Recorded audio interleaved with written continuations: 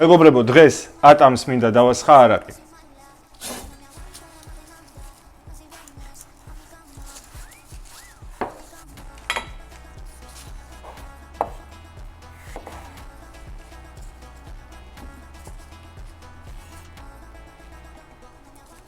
ვასხავთ არაყს.